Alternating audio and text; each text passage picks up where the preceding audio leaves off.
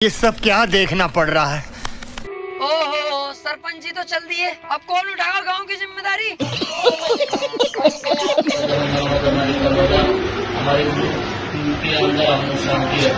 ओहो, मोदी जी तो चल लिए, अब कौन उठाएगा भक्तों की जिम्मेदारी। पता नहीं ये सब क्या देखना पड़ रहा है। अच्छा है मैं अंधा हूँ। अलग ही व्यक्तित्व था उनका और यही वजह है कि देखिए न सिर्फ देश बल्कि दुनिया से उनके लिए मर्यादा रखिए, थोड़ी मर्यादा रखिए। देखा भैया, अमित शाह का अंतिम संस्कार गोदी मीडिया के चैनल के ऊपर। कैसे कैसे लोग रहते हैं यार यहाँ पर। जब से मीडिया पे ये न्यूज चली है, तरह तरह के कमेंट आने लगे हैं। मैं सुन के पढ़ता हूँ, आप देख के सुनो। हितेश नामा लिखते हैं, मोटा भाई चले गए, सबसे तेज के चक्कर में जिंदा इंसान को मार दिया। जली को आग कहते हैं, बुझी को राख कहते हैं। अच्छा, अंधभक्त ना सुधरे उसे गोबर की खुराक कहते हैं।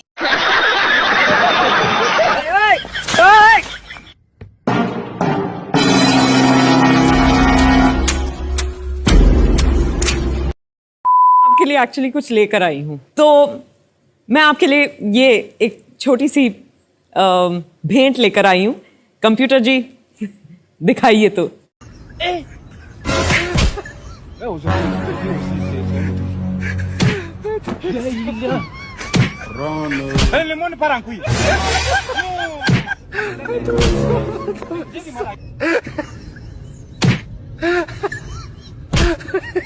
ये वीडियो जिसने बनाया है, लेकिन हमें समझ में नहीं आया। अगर आपको समझ में आया, हमें भी समझा दीजिएगा।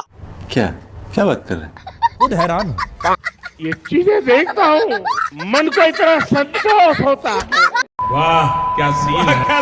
आज हम देखेंगे भक्तों के पापा की सोशल मीडिया पे मजाक कैसा उड़ाया जाता है। अंधभक्त कहता है, इतनी महंगाई में घर कैसे चलाऊं। भक्तों के पापा कहते हैं, अबे हमें क्या पता, कभी हमने घर चलाया तो पता हो।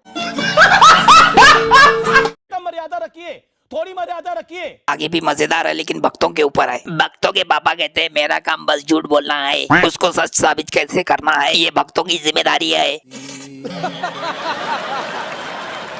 ये भक्तों के महाराज श्री अनपढ़ आचार्य बाबा झूठेश्वर महाराज देसी घी के लड्डू बोलकर भक्तों को खिलाया चर्बी वाले लड्डू। बात तो सही है। दौड़ना तो पड़ता है। जिस दिन पता चला है चर्बी वाले लड्डू खाए हैं, तो अंधभक्त गौमूत्र का स्नान करके अपने आप को शुद्ध कर रहे हैं।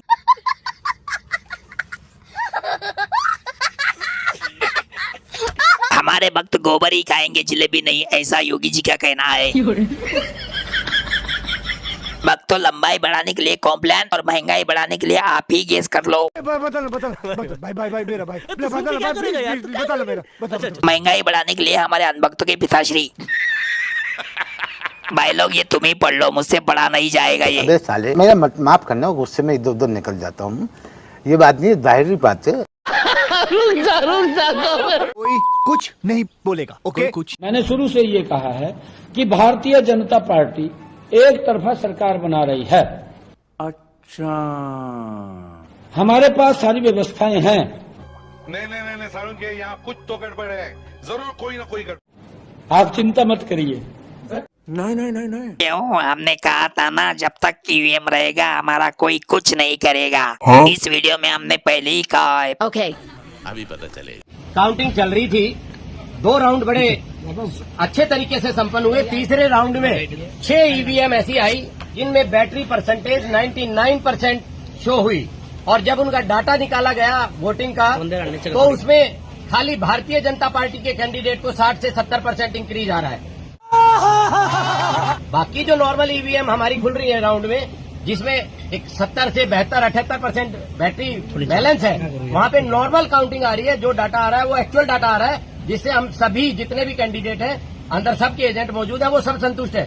बट 99% बैटरी परसेंटेज जिस भी उसमें आ रही है, उसमें खाली एक बीजेपी ही क्यों इंक्रीज कर रही है, वो भी मोर देन 60 और 65%। अरे देवा, ये गड़बड़ है बाबा। अब तीसरे राउंड में 6 पोलिंग बूथ खुले हैं, जिसमें 6 बूथों पे बैटरी 99% है। हमने ऑब्जेक्शन किया है, इलेक्शन कमीशन को मेल की है। हमारे जो आरओ टेबल पे जो हमारे साथी बैठे हैं, वो इस बात को ऑब्जेक्ट कर रहे हैं, इस बात का संज्ञान ले लिया है, और हमने इस बात को रुकवा दिया। एक कीजिएगा, ये ठीक नहीं हो रहा सर, आप गलत कर रहे हैं सर। काउंटिंग को रुकवा दिया, ये सरेआम धांधली है। आप एक चीज मोटी सी, आप मीडिया के भाई खड़े हैं सारे, हम सवेरे मोबाइल चार्ज करके निकलते हैं या लैपटॉप चार्ज करके घर बैठते हैं, तो उस पे काम करना शुरू करते हैं। जैसे जैसा उसका यूजेज होगा वैसे बैटरी ड्रेन हो जाएगी। बात तो सही है। 99% का मतलब है बीजेपी धांधली कर रही है, मशीनों में गड़बड़ की गई है, और इस बैटरी से रिलेटेड ये झूठ है, झूठ है, झूठ है। मोदी है तो मुमकिन है, जिसने हरियाणा चुनाव में 3 जगह अकेले ही 22 वोट डाल दिए।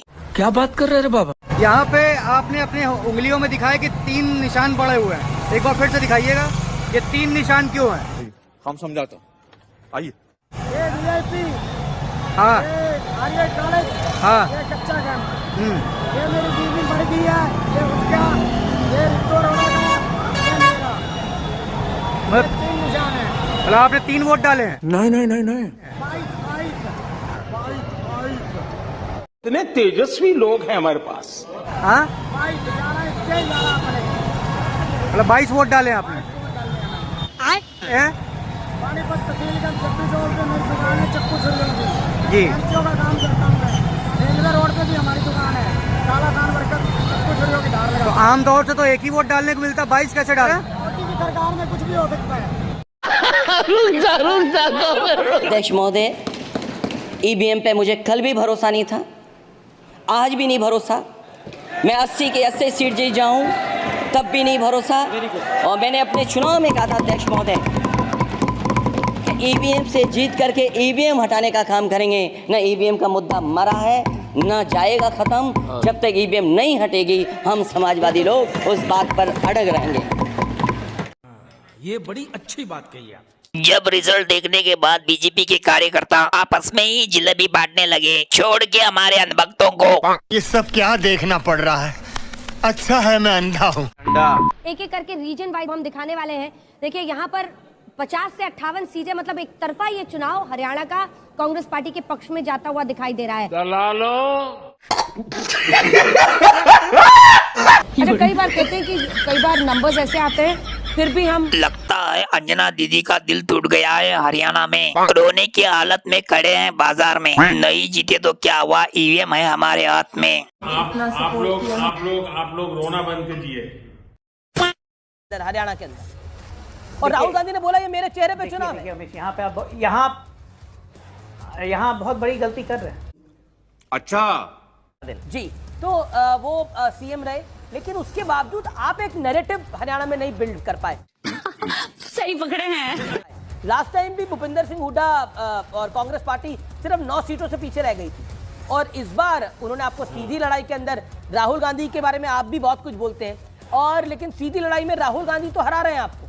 अबे सीधी लड़ाई के अंदर हरियाणा के अंदर राहुल गांधी ने बोला ये मेरे चेहरे पे चुनाव है। यहाँ पे आप यहाँ बहुत बड़ी गलती कर रहे हैं।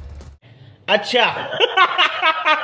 ये राहुल गांधी के चेहरे पे चुनाव नहीं लड़ा जा रहा था। पर कांग्रेस पार्टी लगातार ये बोलती रही, पूरी ये राहुल गांधी ये पूरा का पूरा हुड्डा कांग्रेस थी। भूपिंदर हुड्डा अपनी रैली में बोल रहे ये पूरी की पूरी हुड्डा कांग्रेस थी। कैसे कैसे लोग रहते हैं यार यहाँ पर। साला तुमको पागल कुत्ते का गाड़ी उठा के ले जाएगा, बता रहे हैं हम। देखा भैया, राहुल गांधी के चेहरे पे चुनाव नहीं लड़ा जा रहा है। हमें तो ऐसा लग रहा है कि मोदी बचाओ आंदोलन चल रहा है गोदी चैनलों पे। गौरव भाटिया की इज्जत का फालूदा बन गया। क्या बात कर रहे हैं बाबा? खुद के बेइज्जती का खुद ही वीडियो पोस्ट कौन करता है भाई? पता नहीं। आइए देखते रहेगा। उचित है? हाँ ना में जवाब दीजिए ना। अरे आप चुप रहिए, आप हाँ ना में जवाब देंगे। आप कांग्रेस के दलाल है कि नहीं है? बताइए। क्या बात, दलाल तो तुम हो। गजब बेइज्जती है। अरे मत कीजिए। बेहुदा इंसान, दलाल तुम हो। तुम दलाली तुम जिंदगी भर करते रहो, और अब तुम बीजेपी की दलाली कर रहे हो। प्लीज, ये अच्छा गौरव भाटिया तुम दलाल हो। अरे बाप रे, ये तो धोती खोल रहा है। जिंदगी भर दलाली की तुमने। उम्र भर सो न सकेंगे। गौरव जी आप मुझसे बात कीजिए और बताओ तुम क्या क्या करते थे तुम। प्लीज मत बंद कीजिए। उसको चुप कराइए। ऐसा लगता है कि गौरव भाटिया जी का मानसिक संतुलन हिल गया है। जब से हरियाणा का एग्जिट पोल के नतीजे आने लगे हैं, तब से अंधभक्त भी हिलने लगे हैं।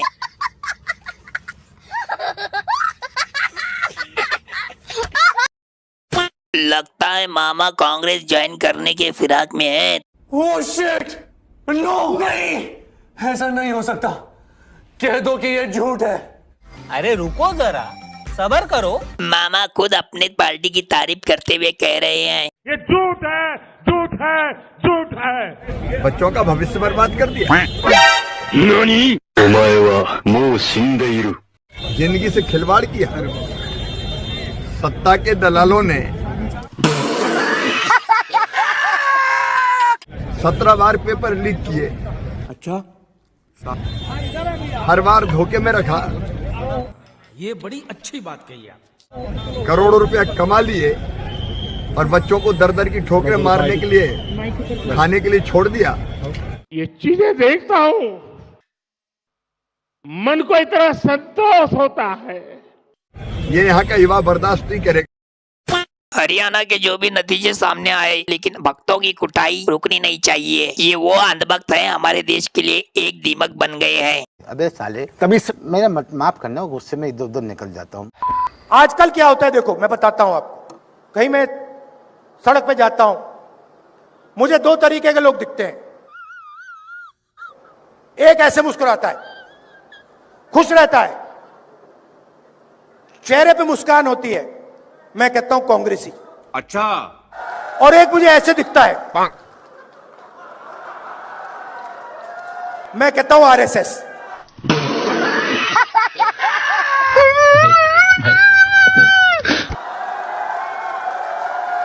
ये कभी कभी आ जाते हैं पार्टी में, बेस बदल के आ जाते हैं, मैं बस देखता हूं इनको। आरएसएस। डर के मारे हमारे भी लोग उधर भाग गए। अब बड़ा कंफ्यूजन है, वहां पे वो मुस्कुरा नहीं सकते, वहां पे उनको सीरियस बैठना पड़ता है मोदी जी के सामने। बात तो सही है। दौड़ना तो पड़ता है। तो कंफ्यूजन हो गया बहुत। तो आप लोग कौन हो? आप लोग वो हो जो डरे नहीं। देखा भैया, इस तरह से पेला गया है अंधभक्तों को और संघियों को, बीजेपी आईटी सल वालों को। वाह वाह वाह वाह। वरना हम भी लगाते थे अंधभक्तों की लंका, तबीयत ने बजाया है हमारा डंका। प्लीज, ये अच्छा। इतने तेजस्वी लोग हैं हमारे पास।